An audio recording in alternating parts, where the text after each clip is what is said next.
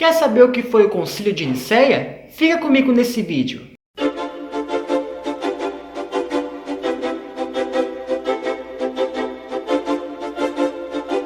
Olá, meu nome é Carlos Henrique, também conhecido como Carlão, sou youtuber educacional de história e estou aqui para ajudar você, estudante, a passar nos grandes vestibulares que nos esperam e que nos aguardam por aí. Então vamos para a nossa videoaula sobre o Concílio de Nicéia. Então vamos lá, pessoal. O primeiro concílio de Nicéia aconteceu no ano de 325. Ele foi o primeiro evento promovido pela Igreja para discutir a fé cristã. O principal objetivo da convocação feita pelo imperador romano Constantino I era a criação de um consenso entre os representantes da instituição acerca da natureza divina de Jesus Cristo. Para isso, a Assembleia contou com a participação de bispos de todas as regiões do Império. Com o fim das perseguições religiosas, a fé cristã havia se espalhado pelo Império Romano.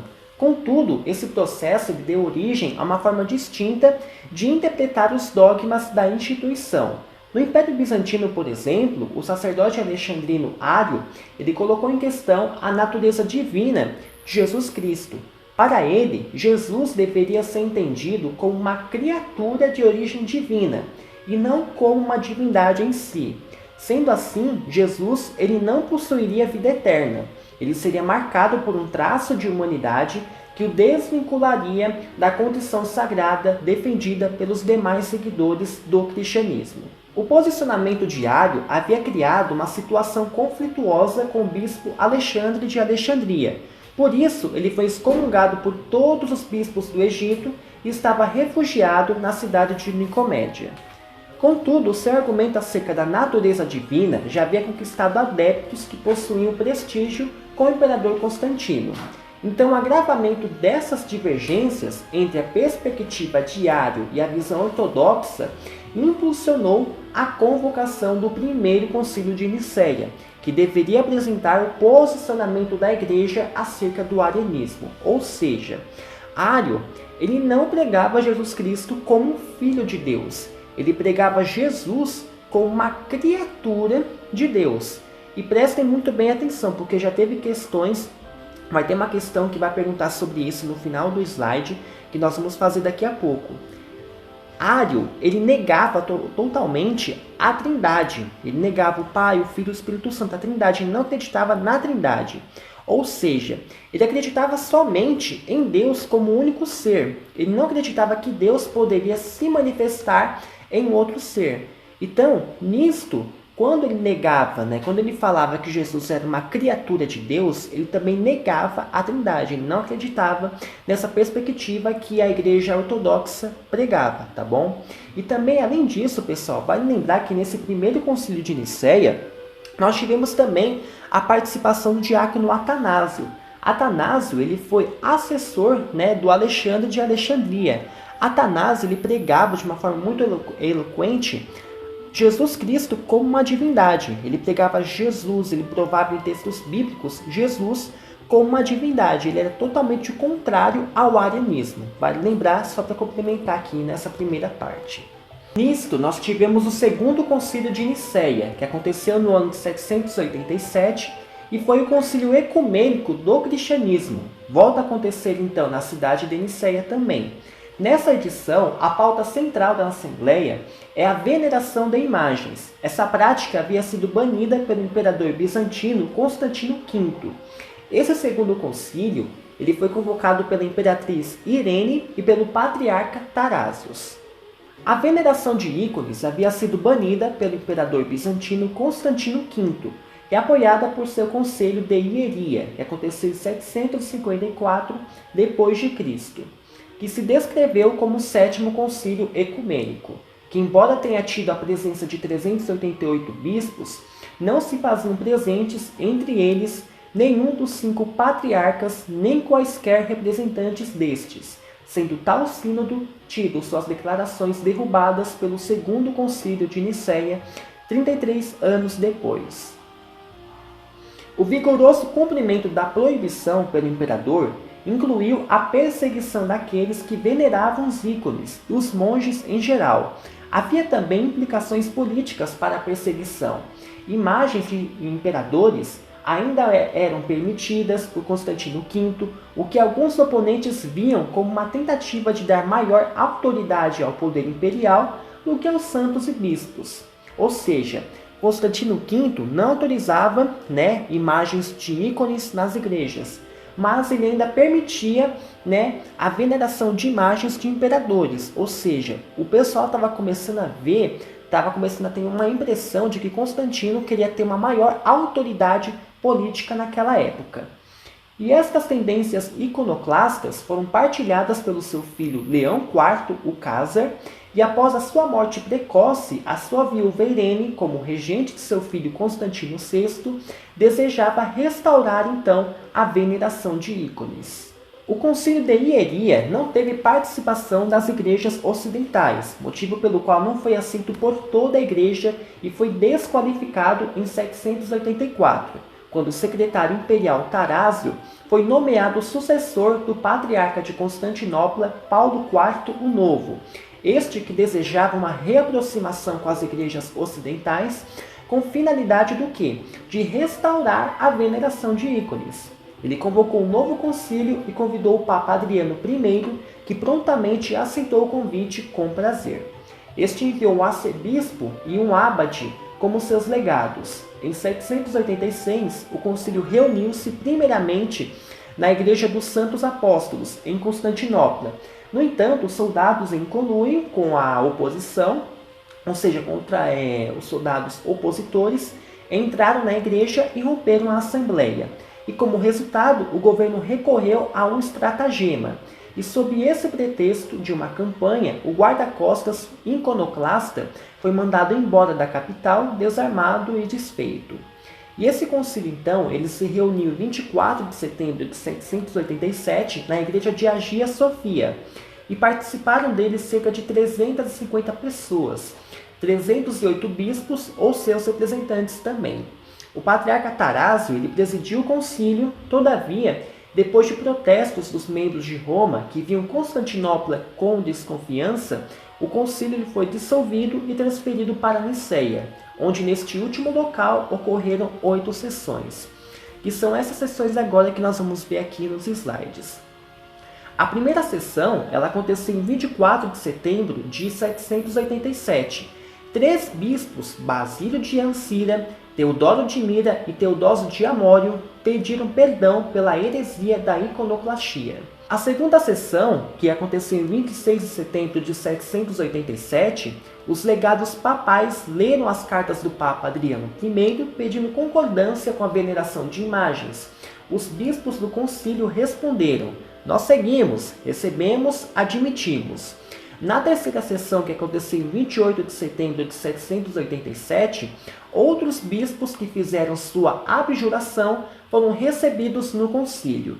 Na quarta sessão, em 1º de outubro de 787, prova da legalidade da veneração dos ícones foi extraída de Êxodo capítulo 25, versículo 19, Números capítulo 7, versículo 89, Hebreus capítulo 9, versículo 5, Ezequiel capítulo 41, versículo 18 e Gênesis capítulo 31, versículo 34.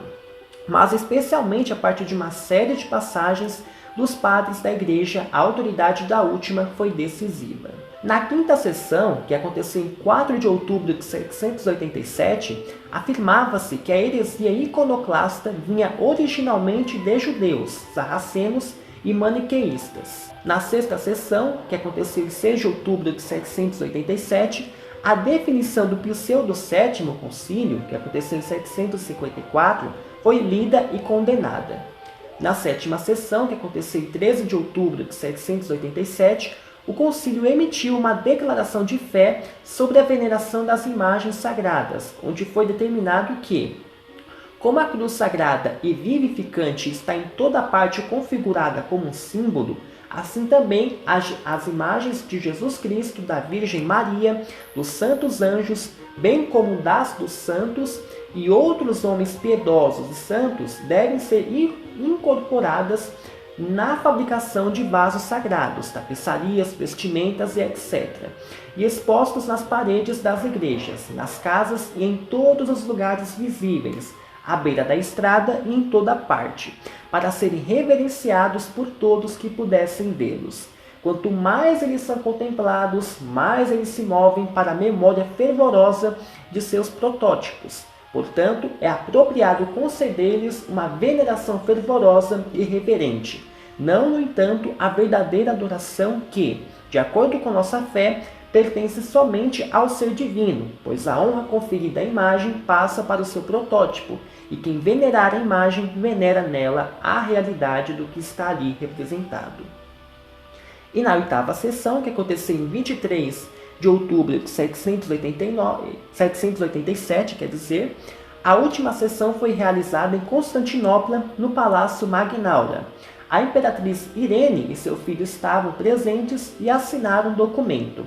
A clara distinção entre a adoração oferecida a Deus e aquela concedida às imagens pode muito bem ser vista como resultado da reforma iconoclasta.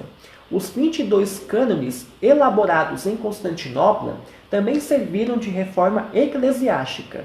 A manutenção cuidadosa das ordenanças dos primeiros concílios, o conhecimento das escrituras por parte do clero e o cuidado com a conduta cristã são necessários, e o desejo de renovação da vida eclesiástica é despertado.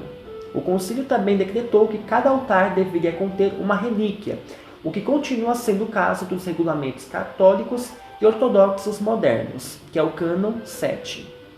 E fez vários decretos sobre disciplina clerical, especialmente para os monges quando se misturam com as mulheres. Mas aí você se pergunta, quais foram as decisões que foram tomadas no primeiro concílio e no segundo concílio de Nicéia? Olha só, por maioria absoluta dos votos, os bispos participantes do primeiro concílio de Nicéia, eles refutaram a interpretação sobre a natureza de Jesus, apresentada pelo arianismo. De acordo com eles, Jesus deveria ser visto como verdadeiro Deus. Esse posicionamento ele foi embasado pela forma como Cristo é apresentado na Bíblia e contém as bases de transmissão da crença cristã elaboradas pelos apóstolos. Essa decisão ela foi registrada no Credo de Nicéia. O documento afirma que Jesus é feito da substância do Pai, Deus de Deus, luz da luz, Deus verdadeiro de Deus verdadeiro, gerado e não criado. Homoousios tou patron, que significa consubstancial ao Pai. E com exceção de 2 dos bispos presentes, todos assinaram o documento que formula o consenso universal da Igreja sobre a questão. O Credo de Nicéia também abriu a possibilidade de que os bispos realizassem assembleias locais. Esses eventos de menor proporção são denominados sínodos e estão autorizados a definir declarações de crença e cânones da ortodoxia. Assim como os concílios, eles têm como finalidade homogeneizar a crença cristã. Outras decisões importantes para o cristianismo, obtidas no primeiro concílio de Nicéia, foi a promulgação dos cânones da Igreja. Basicamente, eles são leis imutáveis que estruturam o sistema de crença. E além disso, a Assembleia dos Bispos definiu que a Páscoa deveria ser celebrada no primeiro domingo após a primeira lua cheia da primavera. E sobre as tratativas do segundo concílio de Nicéia, basicamente a Assembleia ela restabeleceu a legitimidade da veneração das imagens e para isso eles utilizaram como argumentos os textos bíblicos citados aqui nos slides anteriores. Bom, e quais são as principais características do Concílio de Nicéia? O Concílio de Nicéia ele foi realizado nas acomodações do Palácio Imperial, naquela cidade, Nicéia, onde foram oferecidas aos bispos hospedagem e passagem segura pela escolta imperial. Interessado, o imperador Constantino, de fato, ele realizou o concílio, mas contudo ele não participou das formulações de fé do Credo de Nicéia. E compareceram cerca de 320 bispos, além de inúmeros presbíteros, diáconos e leigos, dirigidos pelo bispo Ósio de Córdoba, que é de 257 a 359, e para definir a natureza de Cristo diante do arianismo. Estes clérigos vieram de toda a cristandade, incluindo Ásia Menor, Palestina, Egito, Síria, com predomínio aos bispos do Oriente. E como resultado do concílio, foi definido por 300 votos que o arianismo seria rejeitado e que a redenção pregada pelo diácono Atanásio, como eu já falei aqui com vocês anteriormente, seria a base constituinte do que convencionou como o Credo de Nicéia, confirmando a união da cristandade e a divindade de Cristo, o que foi corroborado no Concílio de Constantinopla, de 381. E, em suma, o Credo Niceno estabelece 20 cânones que discutem, dentre outros, a questão ariana, a data de celebração da Páscoa e o batismo de heréticos. Agora, para terminar essa videoaula, vamos fazer uma questão que eu estava comentando com vocês acerca do arianismo. Vamos ver o que diz o enunciado. Ario afirmava a existência de um único Deus, o Pai eterno absoluto, imutável, incorruptível. Este ser supremo e absoluto não pode comunicar, segundo sua concepção, seu ser nem mesmo parcelas dele, nem por criação, nem por geração. Se Deus não é corpo, não pode ser composto, divisível. Assim, é impossível a Deus gerar um filho. Tudo que está fora dele, portanto, foi criado do nada. Tudo que existe fora de Deus absoluto, eterno, incriado, incomunicável, são meras criaturas. Isso é o que diz, isso é o que afirma Ario. Aí olha só o que diz o enunciado. O trecho faz menção ao arianismo, doutrina criada por Ario no século IV, que negava a existência. Pelo amor de Deus, meu povo, não vão colocar a alternativa A. Por quê? Porque Ario ele não negava a existência de Cristo, ele acreditava que Jesus existia, mas o que ele pregava era Jesus como uma criatura de Deus, não como um filho, uma divindade em si. Então é por isso que a alternativa A está errada.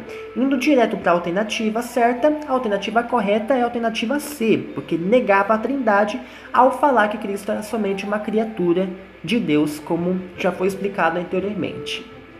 E é isso que eu tinha para falar com vocês, meu povo. Se vocês gostaram, por favor, se inscrevam no canal, comentem aqui embaixo, compartilhem com seus amigos, colegas e familiares, porque vai ajudar muito no meu trabalho e muito aqui nos meus conteúdos. E é isso, meu povo. Tchau, tchau. Até mais.